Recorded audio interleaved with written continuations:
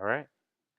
This is Dave Beckler, and I'm going to speak to you about the pluses and minuses of extending the school year and going year round.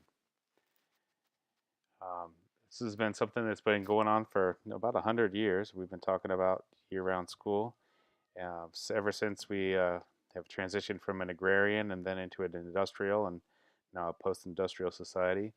People have talked about the merits of school being year round. Speaking about schools following a more typical American calendar where most jobs are year round and most people work year round, and uh, it was back in the days of farming when we needed to have an agrarian based school system so that students could get out and work in the fields, and it hasn't been that way for a long time. But the other side of it is our economy is kind of adjusted to having students and families having breaks during the summer, and it's allowed a lot of students to be able to get out and go to summer camps and really get a whole other component of life that has proven to be very important to their long-term gains. So one of the big arguments for year-round school is the idea of the quality versus quantity. And there are a lot of research that's shown that just because you go to school longer or have bigger or smaller classrooms, it doesn't really help. It's about the quality of the education, and making students go to school longer wouldn't necessarily help them be more capable, or to, they wouldn't necessarily learn more. It would only mean that they were in school longer. And improving education doesn't necessarily mean that you're there for longer.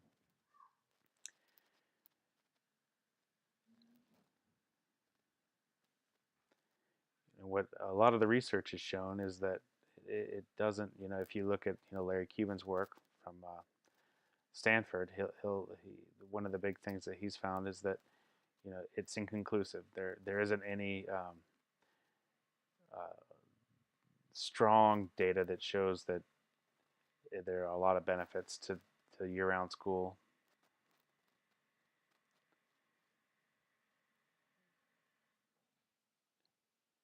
And yeah, there's the data really, it's pretty inconclusive.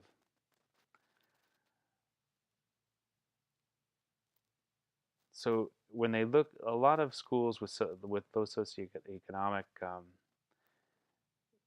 numbers, with students who are high numbers of free and reduced lunch percentages, um, show a summer slide. But once again, that's inconclusive. Um, and how to address that summer slide may very well not be in year-round school. It might be in a better summer programming. Um, the, to the opposite, the summer advantages of students who have the opportunities to go off and do longer extended trips, summer camps, those experiences really work well toward the well-roundedness of any student, and there's plenty of data to prove that out.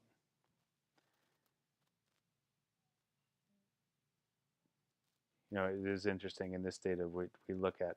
New Hampshire is a tourist. There's a lot of tourist-based economy, especially in northern New Hampshire, and that would be pretty negatively affected by having year-round school and students not being able to take the trips up to the mountains with their parents.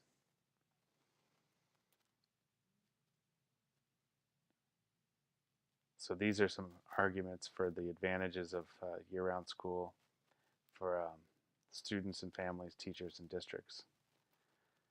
So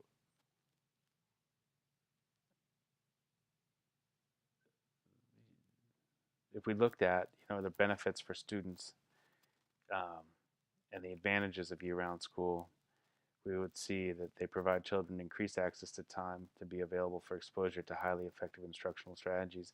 And it would give teachers a better opportunity to really look at individualizing curriculum for each individual student and really follow that student through a significant amount of time and give them the opportunity to learn at their pace and get where they needed to go, without having to worry about them transitioning from one year to the next year but it'd be more of a progression working with those individual students. For teachers, they would have an increased opportunity to do that individualization, to really rely on the professional development that they would be able to really see the gains for those students over time, and not have to, a lot of teachers you talk to talk about really having to start over a lot in September, and that by November or December they're teaching new subject area, where if they had year-round school, you wouldn't have that kind of seesawing.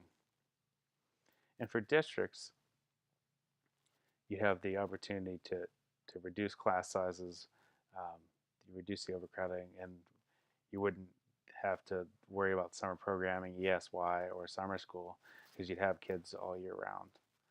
So I think that, to wrap this up, there's the data is pretty inconclusive as to the advantages of year-round school. We know what we have with what we're doing right now, but it would be worth looking at opportunities that year-round school could provide students, and do maybe a little more research on both areas in order to really determine what is going to best prepare students for the world they're going off into. Thank you.